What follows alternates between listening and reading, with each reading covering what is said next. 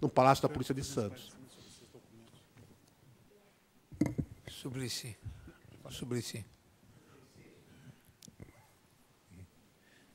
Eu quero cumprimentar o prezado deputado Adriano Diogo pelo trabalho da Comissão da Verdade, da Comissão Nacional da Verdade, a Rosa Cardoso e a Rita Kel, meus cumprimentos por este trabalho tão significativo e importante para o povo brasileiro, saber a verdade completa sobre o que ocorreu. Eu quero explicar, eu gostaria de ter estado aqui, a Suzana estava aqui agora, saiu um pouquinho depois.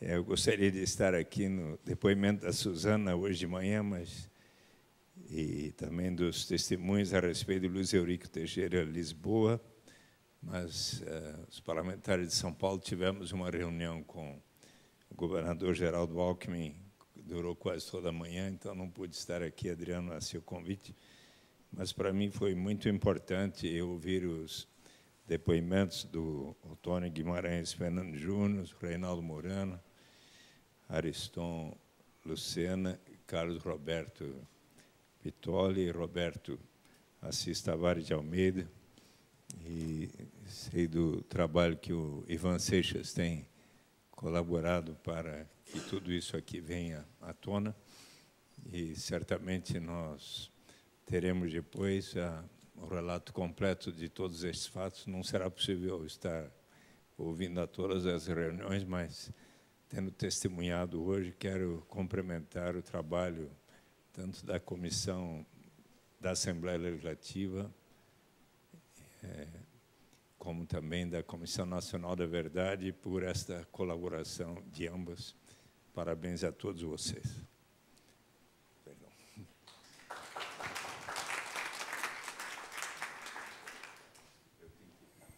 Obrigado, Suplicy. Obrigado mesmo.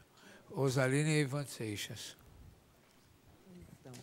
Eu quero fazer uma pergunta que é dirigida à Comissão da Verdade e à Comissão Estadual. Eu fiz essa mesma pergunta na Comissão de Pernambuco, quando a gente, depois, no caso do meu irmão, Fernando Santa Cruz, desaparecido. Por que a gente não tem poder de chamar aqui os já conhecidos responsáveis por cada um dos casos? Por exemplo, no caso em questão, a gente está chamando um soldado que já deu um depoimento e tal.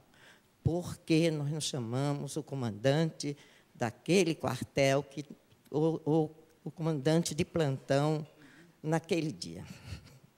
Não cabe à Comissão da Verdade começar, se reconhece que há uma suspeita de que o Eduardo Leite, o Bacuri, foi morto neste quartel, neste dia, neste momento, e se o governo, se é uma comissão nacional, é uma comissão de Estado, não é? O Estado tem a obrigação, e acho que o poder, de convocar os senhores que eram responsáveis naquele momento por aquele quartel, para perguntar o que foi que ocorreu, que é que nós estamos dizendo, se é verdade, quem era o responsável, que subterrâneo era este, que local, para onde ele foi. Porque o depoimento do soldado, ele tem a mesma informação e o mesmo poder que tem o nosso depoimento. Eu, pelo menos, já estou cansada de fazer esses depoimentos e não poder ouvir os responsáveis. Nós fomos até indenizados, né? Eu fui indenizada porque fui torturada, ou reconhecida que fui torturada pelo próprio Estado brasileiro, nas dependências da UBAN, no período, aqui em São Paulo, né? No período do dia 3 ao dia 15 de abril de 1974. Quem era o comandante deste local? Se o Estado me indeniza, se o Estado reconhece que eu disse a verdade, que eu fui realmente uma cadeira de dragão, exibitórias de um cara que eu descrevo, mas não o conheço, sei o nome dele que me deu, não é? Mas o Estado brasileiro tem poder sobre o comandante daquele lugar, naquele dia. E se é verdade que eu, fulano, vários prisioneiros, se dizem que estiveram ali naquele dia, naquela hora, naqueles momentos, sendo torturados, tem um responsável, que é o comandante e todas as pessoas que estavam ali prestando serviço e recebendo salário, soldo, porque a comissão, na verdade, como uma comissão de Estado, principalmente a Comissão Nacional, ainda não chamou essas pessoas, não autorizou que esses cidadãos, esses militares, viessem aqui ser ouvido, ser arguído, responder por o que acontecia nos quartéis dele, porque assim, e quem eram as pessoas que ali trabalhavam, e todas as equipes. Enquanto nós não fizermos isso, eu acho que a gente não avança. E eu gostaria de saber por que não fazemos. Companheira Rosalina, eu queria... Companheira Rosalina, eu queria responder essa pergunta da seguinte forma. Não é a primeira vez que a companheira faz comparação entre o trabalho da Comissão Estadual de Pernambuco e a de São Paulo.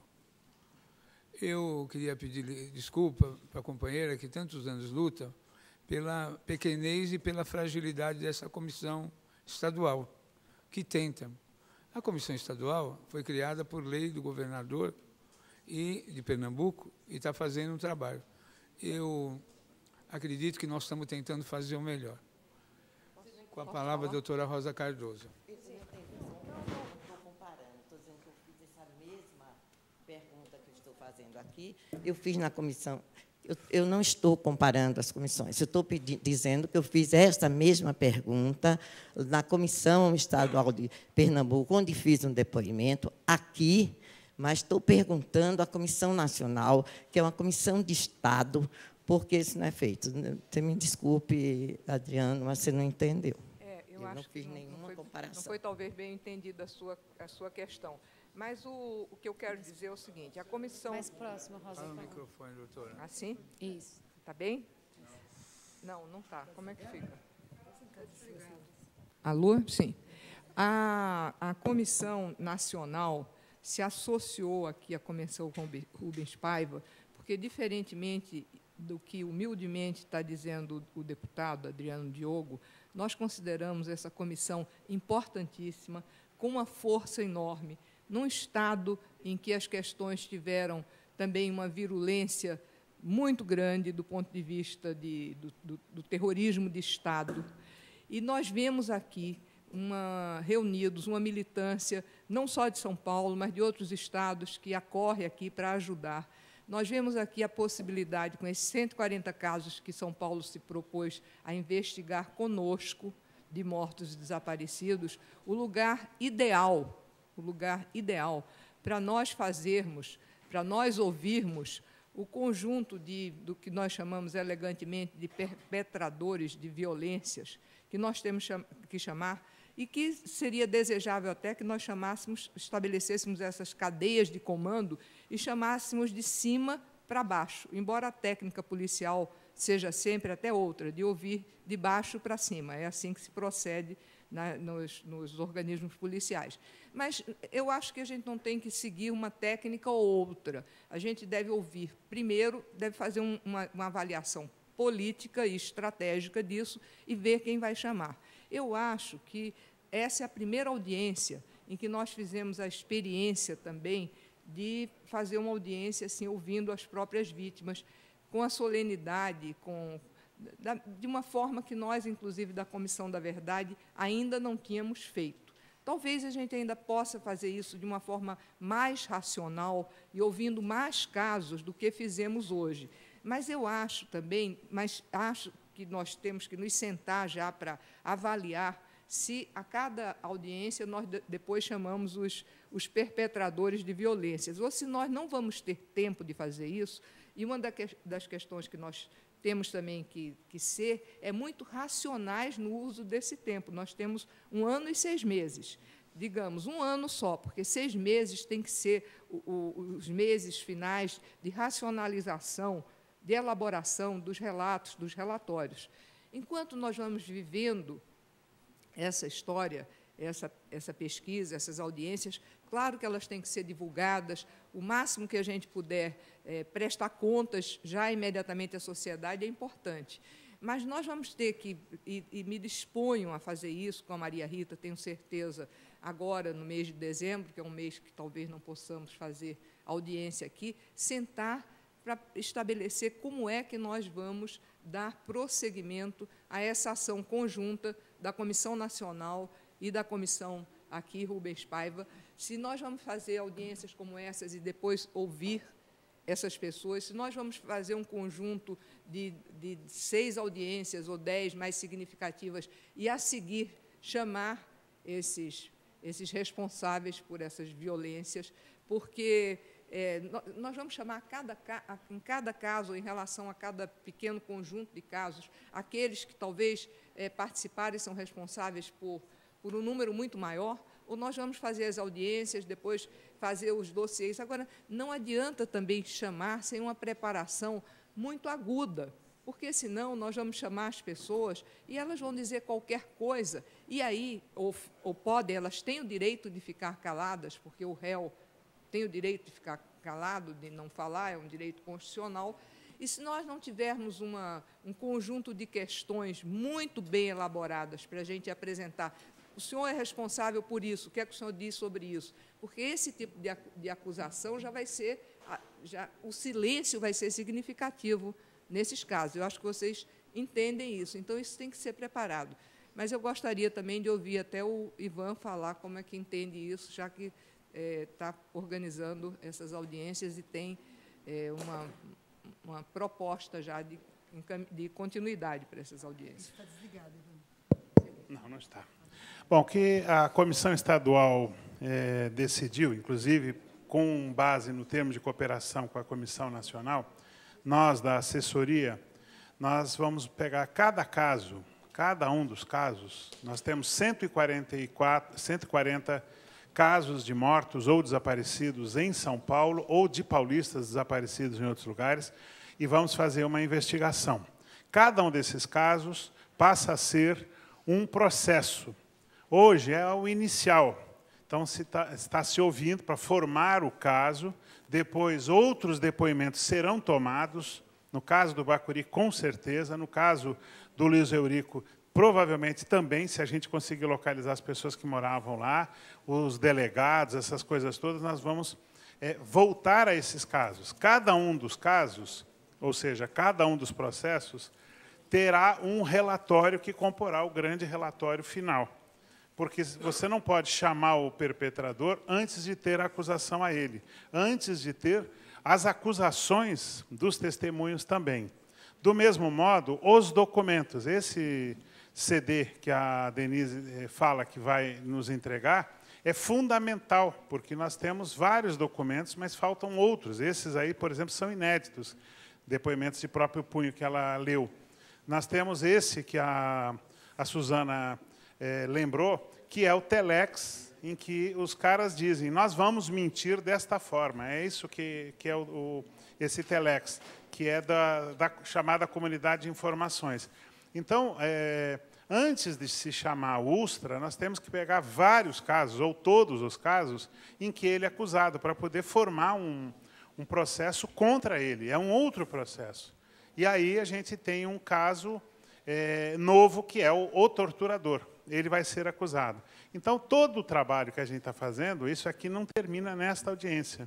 Ele vai ser reunido com documentos, com novos depoimentos, para se formatar o caso Bacuri, porque ele começa no Rio de Janeiro, tem o caso dos 2 infiltrados que levaram ele à prisão, tem a Casa de São Conrado, tem a delegacia de Vila Rica, até chegar na Fortaleza dos Andradas, lá em Guarujá, tem uma série de outros depoimentos que nós vamos tomar. Né? Só o fato de anunciar que ia ter essa audiência, várias pessoas mandaram e-mail dizendo eu quero falar também, porque eu falei com Bacuri, eu fui acariada com Bacuri, etc. e tal. Então, não encerra aqui. É só para a gente reforçar isso. Ótimo. Para a gente ir já indo para a reta final, eu queria tentar organizar... A Maria Rita Kel vai falar agora. Eu acho que a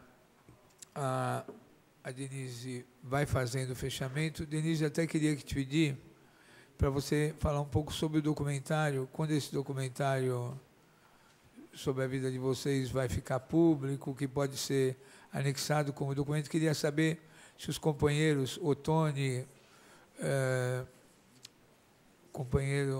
os companheiros que vieram testemunhar, gostariam também de fazer suas considerações, né, para a gente ir encerrando, e depois a Dulce vai fazer uma singela homenagem ao Ottoni, Reinaldo Murano, Pittoli, Ariston, companheiro de Santos, e aí a gente já vai para os encaminhamentos finais. Queria pedir para a gente terminar essa sessão de forma organizada, conjunta.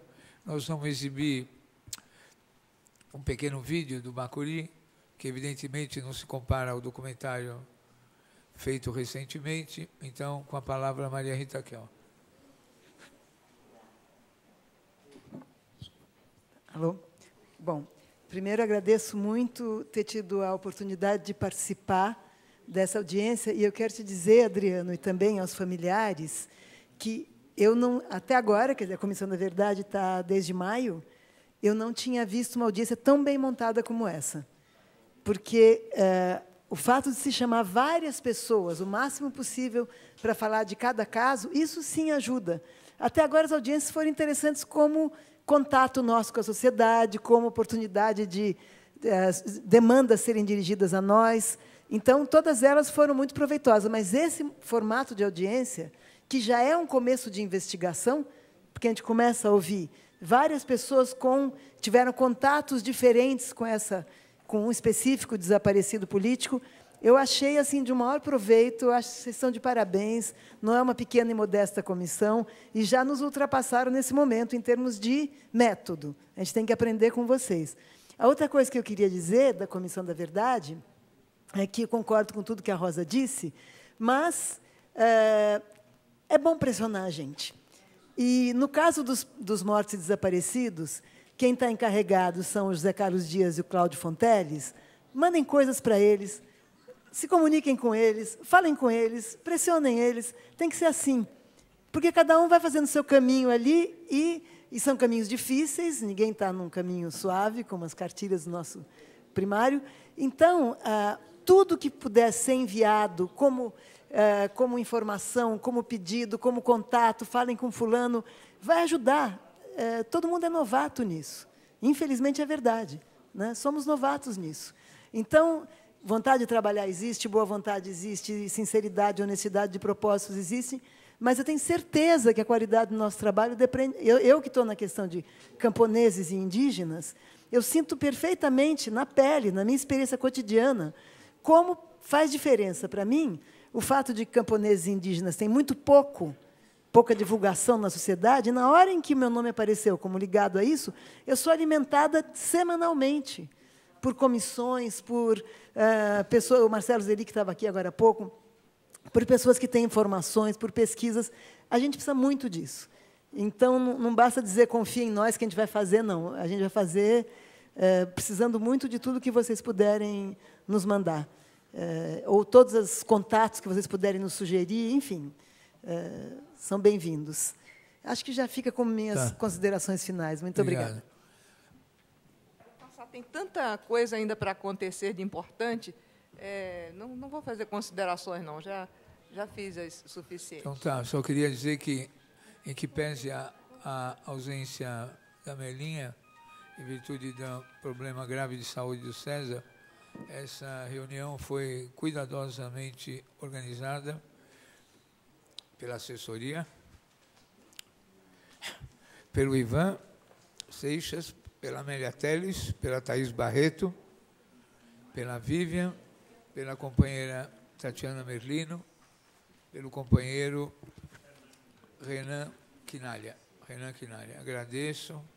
E já vamos passar, então, a palavra... Não esqueci de ninguém, né? Vamos passar a palavra para a Denise. Enfim, e em seguida vamos apresentar um pequeno documentário produzido por quem, pelo Ivan? Os estudantes, né? Vai aparecer os créditos, né? Acho que sim. Então, com a palavra a Denise, em seguida o documentário, e a Dulce faz uma homenagem a Denise e ao Bacuri de encerramento. Denise.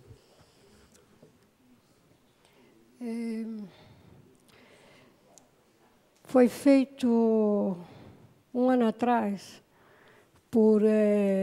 a pedido da Comissão de Anistia, a pedido do doutor Paulo Abrão, particularmente, depois do meu depoimento e depoimento da Eduarda, de ter conhecido um pouco a história da minha família, ele propôs que fosse feito um documentário que seguisse mais ou menos essa história dessa família que estava fazendo, vamos dizer assim, que era empenhada, né, nas causas, nas lutas aqui do povo brasileiro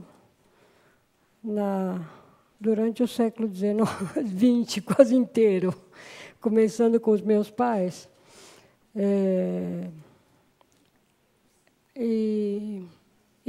Não sei como foi o mecanismo, eu sei que estava a Ana Peita, que era produtora tinha uma produtora, o Paulo Abrão falou com ela, mandou pedir autorização para mim se eu estava de acordo. Eu tinha respondido para ele que eu achava que ele tinha que estender a outras famílias que tinham tanta história quanto a minha, para contar. Inclusive, citei a família Lucena e outras, e a Teles, por exemplo. E ele não voltou mais em contato comigo. Eu fui procurada pela Ana, dizendo que a Maria de Medeiros ia fazer o filme, o documentário. Aí eu vou para Roma, volto para Roma, ela me procura e me pede se pode começar as filmagens em Roma. E aí vem para lá, para minha casa, e faz um trabalho de 15 horas de filmagem, vai para a Holanda, filma Eduarda lá, e ela começa a construir essa história através como dizer assim, de uma como se diz, da história de 3 mulheres, de 3 gerações, começando com a minha mãe. O que eu mais achei como dizer assim, que eu cedi para fazer esse trabalho foi porque tinha essa coisa ligada à minha mãe. Porque ela tinha sido uma operária, filha de imigrantes espanhóis, vindo no início do século, e ela tinha vivido, como dizer assim, uma militância dentro do Partido Comunista muito cedo, primeiro com os irmãos dela, que eram operários, que eram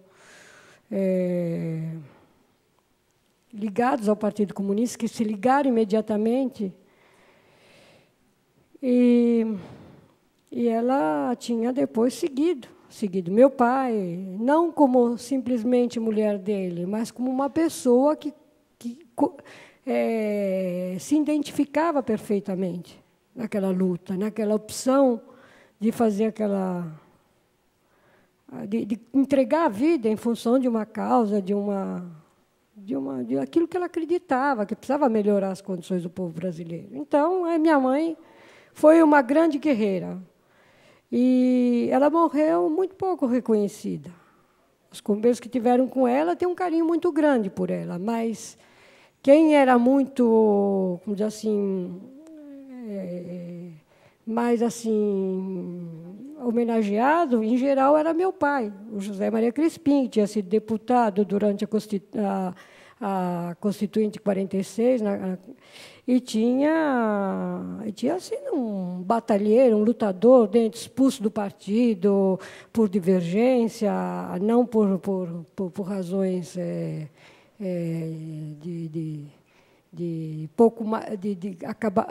de relaxamento do interesse dele na causa, mas como uma reivindicação maior ainda.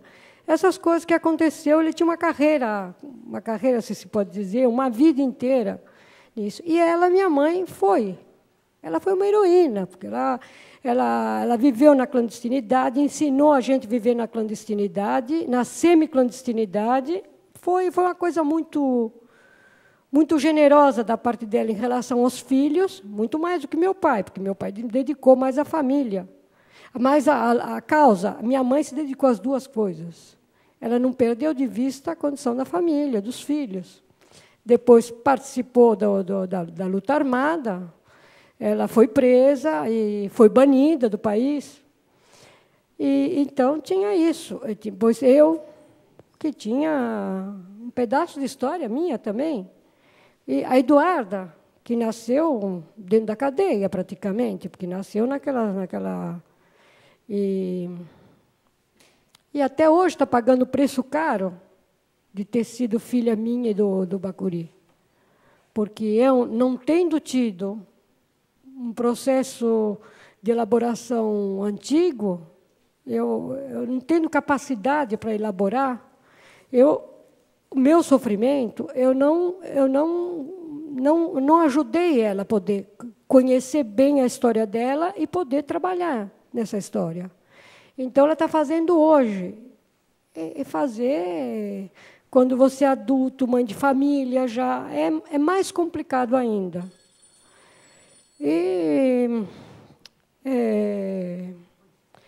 Aí saiu esse filme, esse documentário. Foi apresentado aqui na mostra. E o filme, a Maria está levando ele, a Maria de Medeiros, para as outras amostras, para os outros festivais. Ele passou em Sevilha agora e vai continuar. Teve muito. Ele chama, o filme aqui no Brasil chama Repare Bem. Ele foi traduzido, o título, para o espanhol, e eu acho que para o italiano também, para outras línguas, Os Olhos do Bacuri. E eu fiquei muito feliz por isso, porque eu acho que é os olhos dele mesmo que tá olhando e dizendo, mas como é que é? Essa história vai ser resolvida nesse país ou não? Então, é isso. Aqui.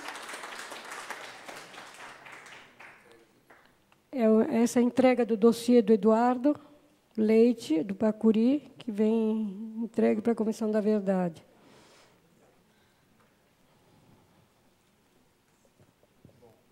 O Reinaldo Murano fez questão de ressaltar no depoimento dele que ele é testemunha do caso Araribóia. E é uma questão que a gente vai retomar. Então, vamos agora, né, assistir o pequeno curta, esse pequeno trecho, esse pequeno documentário de 4 minutos sobre o Bacuri. Vai baixar a tela, era bom a gente ir para lá. E aí depois a Dulce vai fazer uma homenagem a Crispim.